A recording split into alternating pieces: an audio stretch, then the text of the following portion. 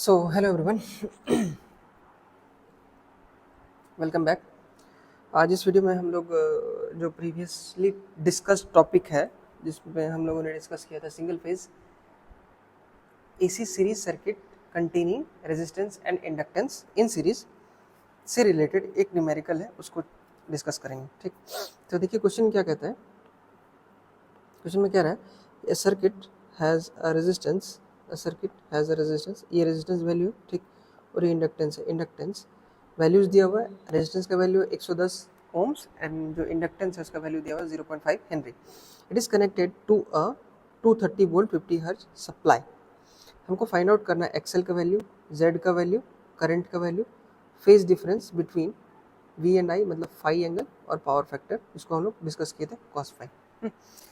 तो इतना सारा चीज़ को हमको फाइंड आउट करना है। तो उसका अप्रोच क्या होगा, उसका अप्रोच, एक मिनट देखिए, सॉल्यूशन एकदम सिंपल प्रॉब्लम है। ठीक, सर्किट इसे बना लेना में फ़ायदा है, लेकिन अगर यदि आपको समझ में आ रहा है कि ये सीरीज़ में कनेक्टेड है तो फिर सर्किट बनाने का कोई सेंस नहीं बनता। बट फिर भी एज अ टीचर मुझे तो सब कुछ स्क्रैच से समझाना पड़ेगा, तो मैं आपके सामने एक सर्किट को ड्रॉ कर लेता हूँ।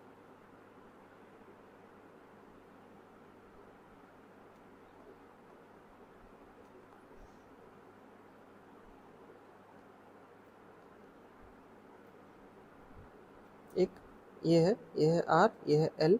ठीक,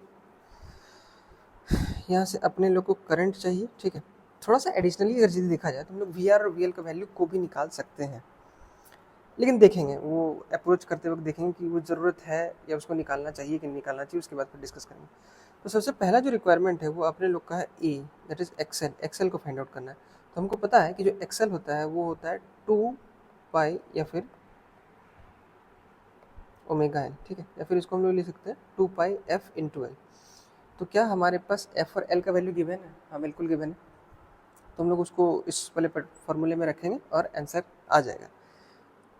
कैलकुलेटर लेके बैठिएगा। ठीक है, 2 पाई इंटू एफ का वैल्यू कितना है 50 हर्ट्ज और एल का वैल्यू है 0.5। ठीक, जब इसको अपन लोग सॉल्व करेंगे तो अपने पास जो वैल्यू आ जाएगा वो आ जाएगा 157 ओम्स, एक्सएल का वैल्यू। ठीक है, तो पहला काम हो गया और समझ में भी आ गया होगा आप लोगों को। नेक्स्ट जो है वो है आपका जेड, बी जेड। तो जेड जो है वो क्या है, इम्पिडेंस है। ठीक है, और इम्पिडेंस के बारे में हम लोगों ने प्रीवियस वीडियो में चर्चा किया था। वो जो इम्पिडेंस होता है वो होता है आर स्क्वायर प्लस एक्सएल का होल स्क्वायर। ठीक, तो यहाँ पे अपने लोग के पास आर गिवन है, हाँ गिवन है, एक्सएल गिवन है, हाँ गिवन है। तो बस इस फॉर्मूले में डालते हैं। आर का वैल्यू कितना है 110 का स्क्वायर प्लस एक्सएल अभी जस्ट निकाला 157 का स्क्वायर। तो क्या हमारे पास जेड आ जाएगा? बिल्कुल आ जाएगा। उसका वैल्यू हो जाएगा 19.7 ओम्स। ठीक है, ये आ गया अपने पास जेड का वैल्यू। ठीक है, अब अपने लोग को चाहिए current C, that is current. जो करंट होता है प्रीवियस वीडियोज़ में हमने देखा था, जो करंट होता है आपको V बाई जेड पे डिपेंड कर रहा है। ठीक है, ऐसे V बाई आर करके भी निकाल सकते हैं, लेकिन उसके हम लोग को चाहिए वी आर का वैल्यू। ठीक है, लेकिन जो कि क्वेश्चन में गिवन है नहीं, तो हमको सप्लाई वोल्टेज गिवन है, तो हम लोग उसी का इस्तेमाल करेंगे। तो यहाँ पे अपने पास जो वोल्टेज का वैल्यू है 230 वोल्ट और जेड का वैल्यू कितना है 191.7। अब इसको जब हम लोग सॉल्व करेंगे तो ये अपने पास आ जाएगा 1.2 एम्पियर। ये हो गया करंट का वैल्यू। ठीक, समझ में आया होगा। ठीक, अब जो लास्ट है डी, डी को निकालने से पहले हम लोग को ई के बारे में चर्चा करना होगा, क्योंकि ई काफ़ी आसानी से निकाला जा सकता है। देखिए ई जो है, ई में हमको क्या रिक्वायर है, पावर फैक्टर का। और पावर फैक्टर के बारे में हम लोग देखे थे, पावर फैक्टर जो होता है वो होता है आर बाई जेड। आर का वैल्यू कितना है अपने पास 110 और जेड का वैल्यू कितना है 191.7। जब इसको हम लोग अपन लोग सॉल्व करेंगे तो जो कॉस फाई का वैल्यू है वो आ जाएगा अपने पास, कितना आएगा 0.574। ठीक, और यहाँ पे एक चीज़ मैं प्रीवियस वीडियो में बताना भूल गया था कि ये लैग होगा। लैग मतलब कहने का क्या है कि जब कभी भी वोल्टेज और करंट के बीच में फेज डिफरेंस आए और वो फेज डिफरेंस में करंट पिछड़ता हुआ नजर आए, ठीक, तो उस केस में वो जो सर्किट होगा वो एक लैगिंग सर्किट होगा। ठीक है, तो ऐसा होता भी है इंडक्टेंस के केस में, इसलिए यहाँ पे लैग वर्ड यूज़ किया गया, मैंने किया है। ठीक है, अब यहाँ से हम लोग जो डी है उसका वैल्यू निकाल सकते हैं ना, फेज डिफरेंस फेज डिफरेंस का वैल्यू क्या हो जाएगा, इसको हम लोग ऐसे देख सकते हैं, cos phi is equal to इतना, तो ये हो जाएगा phi is equal to cos inverse 0.574। तो इससे जो वैल्यू आएगा अपने पास वो आ जाएगा 54.98 डिग्री, या फिर राउंड ऑफ करके इसको हम लोग 55 डिग्री लिख सकते हैं। ठीक, तो ये जो कमांड है ये आपका कैलकुलेटर में ऑटो फीड रहता है, बस इसको हम लोग यूज़ करके निकाल सकते हैं। ठीक, तो ये क्वेश्चन का सारा सॉल्यूशन था, जिसमें से हम लोगों को एक्सेल का वैल्यू निकालना था, जेड का वैल्यू निकालना था, फेज डिफरेंस का वैल्यू निकालना था, पावर फैक्टर का वैल्यू निकालना था और करंट का वैल्यू निकालना था। तो यहाँ से हम लोग एडिशनली जो वी आर है, क्वेश्चन में दिया नहीं, तो मैं थोड़ा सा ऐसे ही सोच रहा था कि क्या हम लोग वी आर और वी एल का वैल्यू निकाल सकते हैं। तो सोचिए, वीडियो को पॉज कीजिएगा, अगर निकाल सकते हैं तो कैसे, कमेंट करके बताइएगा। ठीक है, तो जो वी आर का वैल्यू है वो कहीं ना कहीं वो आई इंटू आर है, और एक्सेल का जो वी एल का वैल्यू वो आई इंटू एक्सेल है ना।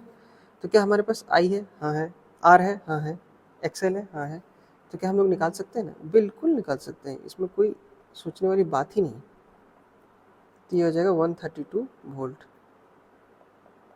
ठीक, सिमिलरली ये जो वी एल है उसमें 1.2 और जो ये आ गया 157,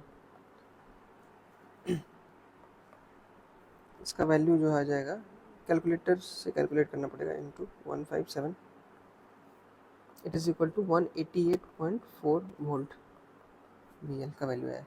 ठीक, देखिए अब अगर यदि आप लोग एकदम सिंपली ऐड करोगे वी आर और वी एल का वैल्यू को, ठीक है, तो उससे जो वैल्यू आएगा वो 230 से ज़्यादा आ जाएगा, आएगा ना। तो इसका मतलब ये है कि इसको हम लोग एल्जेब्रिकली ऐड नहीं कर सकते हैं, वेक्टोरिकली ऐड कर सकते हैं।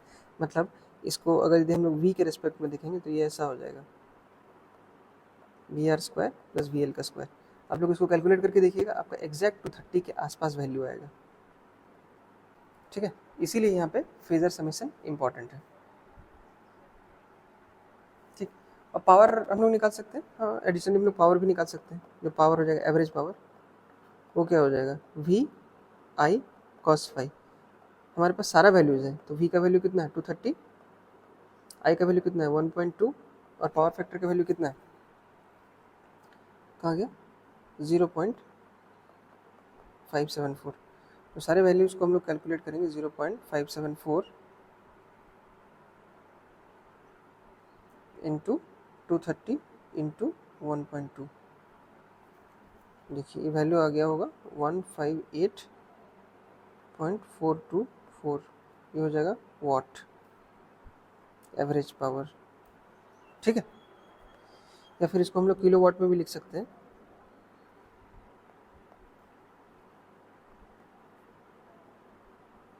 ठीक,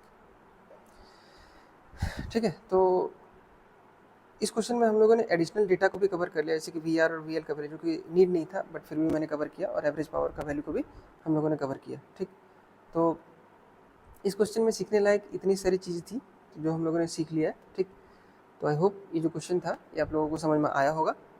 ठीक है, अगर समझ में आया तो please like share and subscribe the channel, और कमेंट करा करो यार, आप लोग कमेंट नहीं करा करते हो, कुछ कमेंट कर दिया करो अच्छा सा, अच्छा लगा बुरा लगा कुछ तो लगा होगा ना, पता कैसे चलेगा मुझे, क्योंकि मेरे लिए जो इंटरेक्शन है वो आपके कमेंट बॉक्स से ही समझ में आएगा, क्योंकि लाइव तो ले नहीं रहा हूँ सेशन, मैं रिकॉर्डेड सेशन ले रहा हूँ ना।